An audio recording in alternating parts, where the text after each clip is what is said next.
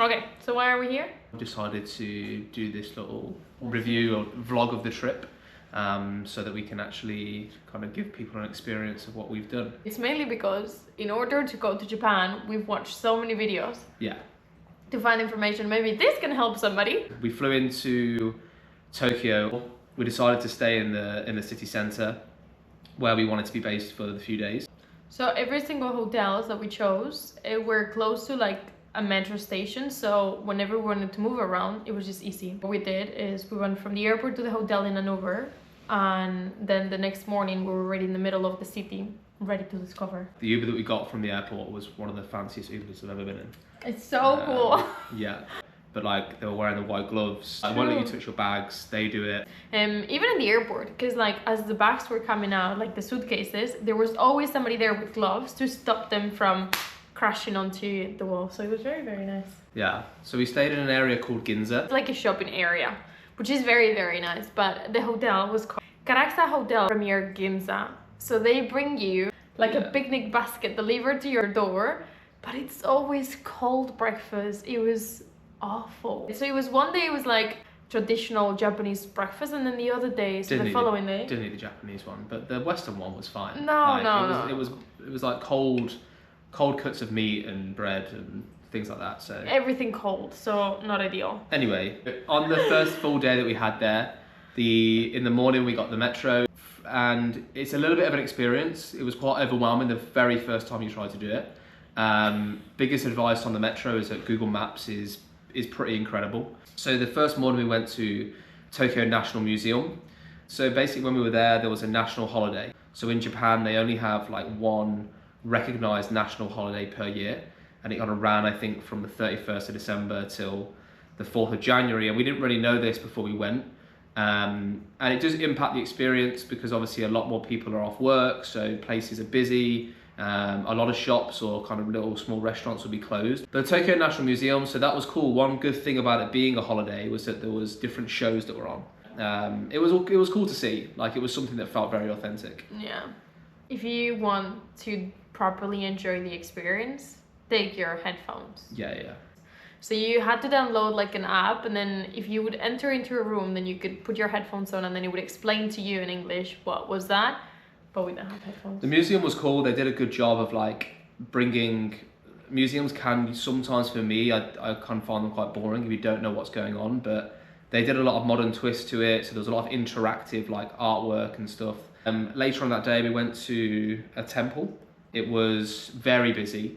And people were throwing like coins into the water in the shrine that was at the front, but again it was a cool experience. Imagine January, very cold, so we were very lucky with the weather because that day was sunny, but still the temperatures were very low, and you would always see ladies wearing the shortest skirts you could ever imagine. So even we did some research, like why is everybody, like every single lady, wearing a skirt that is so short? And it's just because they love it. They don't mind feeling cold, because they do feel cold, but like they would have no stockings or whatsoever. But yes, they will enjoy their legs out. But a good thing about going there was that we did just stumble across a Kobe Wagyu beef restaurant. So this was our first kind of chance to try Kobe beef, which if you haven't heard of, if you can imagine Wagyu beef, it's like another level up. And it was probably one of the best experiences I've had eating in a restaurant. The chef that we had, she was really cool. They'll cook in front of you, they show you the meats, and you get like a certified gold certificate to show you that it is real. But the beef was amazing. Marta even tried vegetables, which was impressive. And yeah, like definitely worthwhile doing it. It wasn't cheap, but if you do want to get to eat some kind of a steak that's beef that genuinely melts in your mouth, it's worth it. Then in the evening, we went to an area that it's called Nishishin-hoku. This is not Japanese. Arigatou gozaimasu. And we wanted to go this very little street that it's full of local restaurants where all the tourists are literally like in the middle of the street just dining. All the restaurants are very cute and small. However, since it was a national holiday, pretty much everything was closed. So we did also try and do a little bit of like watch shopping. So there's a famous place nearby, it's not far away from there, where you do a lot of watch shopping is in Nakano Broadway. So I'd researched this before, we had a look around.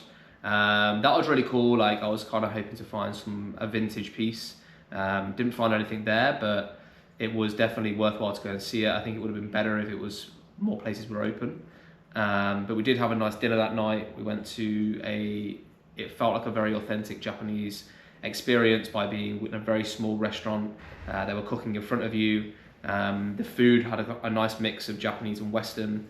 But that was a really cool restaurant. There was a machine that would prepare a beer for you. Yeah, there was. There was a robotic beer machine, which was very cool. That was so funny. You know, we found that place, I don't even know how, but it was very nice because the waitress and the waiters wouldn't speak English and everybody was Japanese. They do. Tokyo. So in Tokyo there is like the Disneyland or Disney Sea, and Disney Sea was like the newest one, and after doing some research we decided to go there. Remember that it was holiday? Well, very unlucky. We were waiting outside in the cold just to enter into the park for probably an hour and a half. So we first got in. I think in my head I'd already prepared myself that when you go to these resorts, you know you're waiting. So whatever Disney you go to, this is kind of how it is, unless you get lucky on the day that you go. But for me, the actual experience at this Disney resort was by far the best one I've been to. So I've been to Orlando and Paris. But the way that they built it, the way that they've made it feel like you really are in a whole different place, it's kind of taking you out of Tokyo, and it was really cool. The rides were really good. I wouldn't say there was any rides that were like real huge roller coasters. There was a lot of interactive stuff, and it was a really cool day. But the food was rubbish. Yeah, the food wasn't great at all. Every single thing we tried there, very bad. That probably is the only thing that let it down. It being busy, it is what it is, but walking around the park, the experience, if you do go in January when we were there, then it is freezing. So just take clothes to stay warm. But in general, it was a really great day. I loved it. I'd recommend it to anyone. It was definitely worth it. And if you are going to do it, then try and book the fast passes when you get in, and you can then just pay to get some of the rides quicker. So the afternoon was a lot better because we were doing a lot of rides very quickly. Yeah. Day 3. When we came out of the hotel, when you're walking around Ginza, there's a lot of just like shops down that road. And we just sort of thought for the morning we had a bit of spare time, so we just walked to a further metro station that was a little bit further away, and we stumbled across an ASICS store. So I went in the store and they did everything. So they do a complete foot scan, they measure my feet, they do the whole biometrics, and it was really cool to see how it all is. And then they got a pair of shoes that were fitted to me. Good value for money to be able to buy the shoes from there, because it is a lot cheaper than buying ASICS in other places. And then from there we went to TeamLab, which was probably for me one of the best things that we did. So TeamLab is like an interactive sort of modern art, but like more of kind of like a walk-through experience. But you go in rooms with like huge balloons and then different light shows and balls and things. And it was water, really cool. like the first thing you need to do is remove your shoes and lift up your pants because you're gonna get wet. Yeah. And then we did like go-karting around the city. Yeah, around the city. So we had done some research whether to do it in Osaka or Tokyo, and we finally decided to do it in Tokyo, which it was going to be way busier, but I think that it was worth it. The best thing about that experience is that you're going through, so we did it around Shibuya, which is the famous like most active crossing, and basically it was really cool as well because I sort of thought beforehand that the go-karts might be restricted on the speed, but they weren't. Like you were going quick, you were driving around all the normal streets, and it was really fun. Mm-hmm. Definitely take warm clothes when you're doing it at the time of year, dependent, but it was great. I loved it. And then straight after that, we went to C'est La Vie, which is up near Shibuya Sky. So we wanted to see the skyline from the top, the skyline of Tokyo. So we wanted to go to Shibuya Sky, however, we didn't book it in advance, so we didn't get in. Yeah. However, he found out about C'est La Vie, and it was actually just a very high up restaurant. The view was great, the food was so good, and yeah, we didn't pay any extra. Yeah, it was a good alternative. You know what you're doing. So if you do want to go somewhere and have a nice drink or have some nice food, then C'est La Vie is definitely a good spot to try. Yep. On day 4, we went skiing because we couldn't go to Japan and not go skiing. Yeah, this has for me been like a bucket list life experience to go skiing in Japan. Very famous. We decided to go to Hakuba, which is a valley in the Japanese Alps. So it's on the main island. You basically get the bullet train from Tokyo up to Nagano, and then you get a bus from Nagano up to, we were staying in Happo 1, which is the central resort in the Hakuba Valley. Before we kind of did this, I'd seen videos of how to do it, and it looked really straightforward, but I didn't actually believe it was going to be that simple. So we were trying to work out how to plan the train times.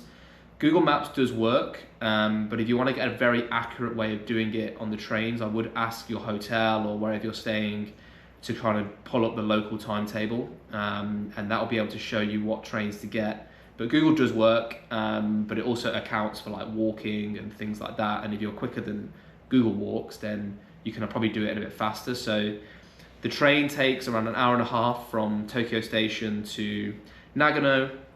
And then we had an hour bus transfer from Nagano straight to Happo 1. And we stayed in an awesome hotel, which was literally on the bus station terminal. And I'd highly recommend this because it means that, so how the Hakuba Valley is sort of split up is I think 8 to 10 different resorts. Because you're based in Happo 1, it means that you're at the central. So next to the bus station, you can get to all the different ski resorts very easily. And it was a really great way of us doing it. The hotel that we stayed at also had a partner sort of ski hire place. So we went to the ski hire place, got there on the day, did everything on the day, hadn't booked anything beforehand because we weren't sure of our timings. And it was all very simple. We were so lucky because we managed to ski that day, and it was the only day that we had sun. Something I've never experienced before from a ski resort is that it opened really early. So it was like the lifts open at 8 a.m. and they sort of shut at just after 4 or around 4. Trying to get the first tracks up is kind of difficult unless you're going to get up really early. But it doesn't really matter because the slopes don't need to be like properly groomed because it's snowing all the time and everything is just powder. So what I really like is that there was not a lot of people. I don't know if we were just lucky, but we never had to wait to get into a lift. We ventured out to the different resorts in Hakuba, so we tried 4 different ones. They were all great. They all had their own different good things and what was better, but in general, I couldn't recommend them all enough. It was great where we stayed because of just the ease of getting to each one quite quickly. The bus is a little bit of a faff because it's not one of the standing ones, so you kind of have to get on and sit down with your skis on a coach, but it takes 15 to 20 minutes. Some of them are only 10 minutes away. So compared to European ski resorts that we're kind of used to, you can't ski from valley to valley in Hakuba, but the bus was pretty straightforward. But in terms of the skiing, by far the best snow I've ever experienced in my life. You know, we were skiing some days, kind of powder over our knees on the slopes, a lot of tree skiing. It was really cool. Yeah. And I think very nice. What was also good as well is that obviously a lot of the skis are suited for that sort of skiing and the powder. So the snow is a lot easier to ski in, I would say, than some of the wet, sticky snow that you get in Europe in particular. It's very light, it's very soft, you can turn super easily in it. So yeah, it was awesome. Like one of the best skiing experiences I've ever had. And we also got our ski boots properly fitted. So Matt, he did our insoles.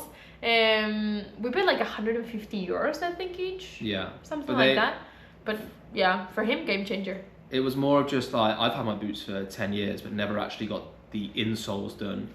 And it just helped to relieve a little bit of the like cramped feeling I was getting in my toes. They also kind of carved out a bit of the inside of the boot. But it was more that like Matt and the guys there just completely understood what they were doing. Like their knowledge of boots and fittings was incredible. So I'd highly recommend to kind of check that out and see it. It was definitely worth it. Very happy. Yep. After those 4 days of skiing, we took the train, the bullet train again, from Hakuba to Kyoto, which was like 5 hours 20. Please be smart enough to book different classes. Just book the most expensive class. Oh yeah, you don't need to do 5 hours. it. Yeah. All the trains in Japan, like they're immaculate. In terms of train, I think you can actually do some research because I know that if you stayed in a specific side, you can actually see Mount Fuji. On the way there, we saw it. Yeah. So from Tokyo to Nagano, we saw it. And It'd be on the left side of Yeah. the train. Kyoto is a much more kind of historical place. It's very traditional, so there's a lot of sort of if you picture Japan in your head, the buildings with the roofs, and it was very cool. You can tell that it's not as built up and as large as Tokyo. But we went to a temple, like a street that goes up to a temple. Yep. Which was good. I mean, there was so many matcha places, so obviously yes. I think it's a big thing in Japan. So if you like matcha or you want to try matcha, this road was definitely the place because there was hundreds of shops. It was a really nice view of Kyoto from the top of there. Yep.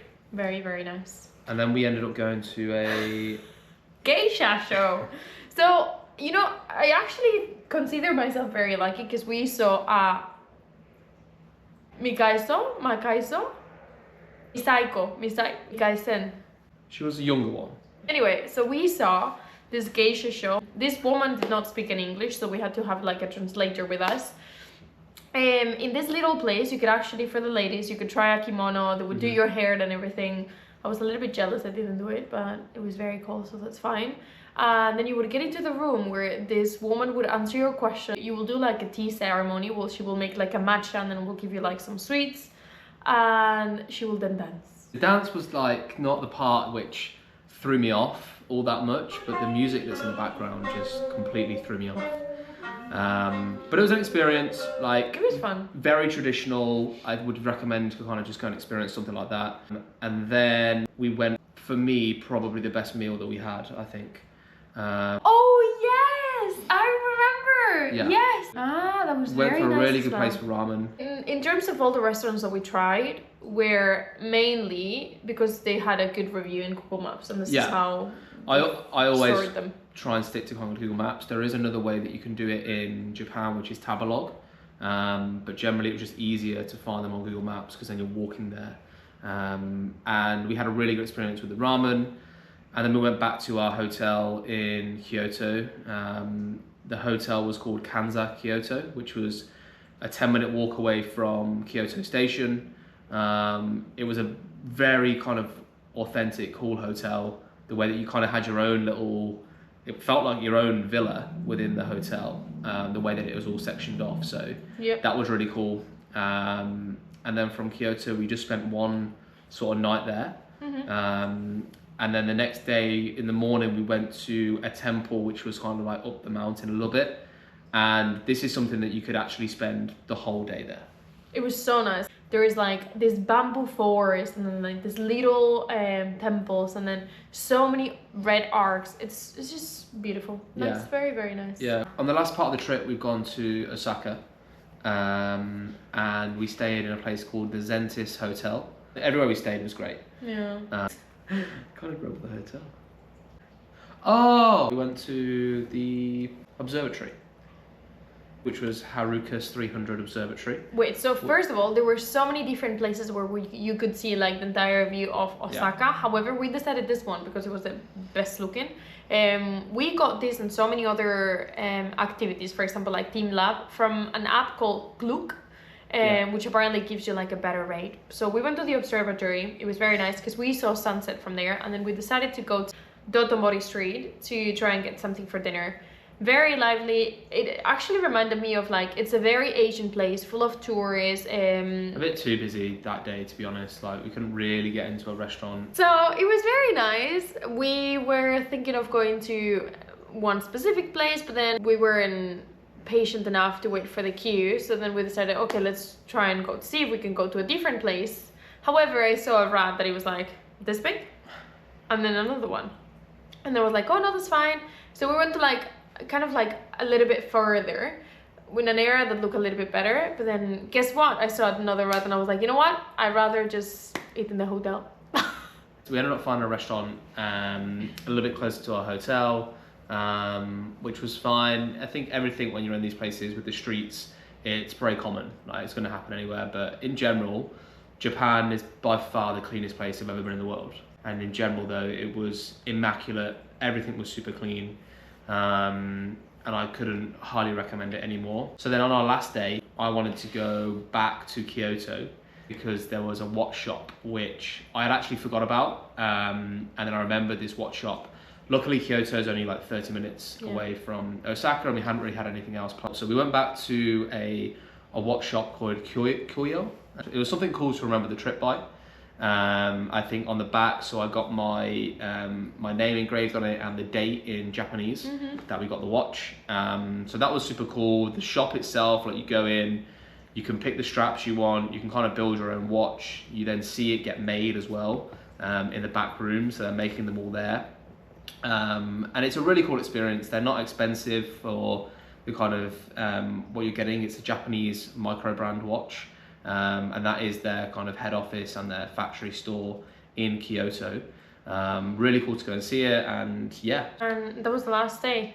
Then in the evening, we just had to go back to the airport. Also, huge recommendation. It's for you to download the Suica card. It's a card that you can just add into your iPhone through the wallet app itself, and then you just top it up, and you can pay for so many things with it. We paid for all the trains. Tap it when you're walking through. You don't even have to unlock your phone. You literally just tap it, like put it on top of it, and then it just deducts the money once you reach your final destination. Last but not least, please do not forget to buy Roy's chocolate in the airport. It's so good. What about on our way home? What did you get for your Christmas present for our journey back? We flew Emirates both ways. Oh yes! But then on the way back, we flew back business class because it was an overnight flight. And we wanted to have a better experience coming back. I wanted to sleep. So yeah, we flew back business class, which I bought Marta for Christmas as a gift. And that was it. So yeah, it was very nice to sleep. And then we went to Coldplay. Yeah. That was the reason why, because we had the concert. And yeah, very, very nice trip. Recommend it to everybody.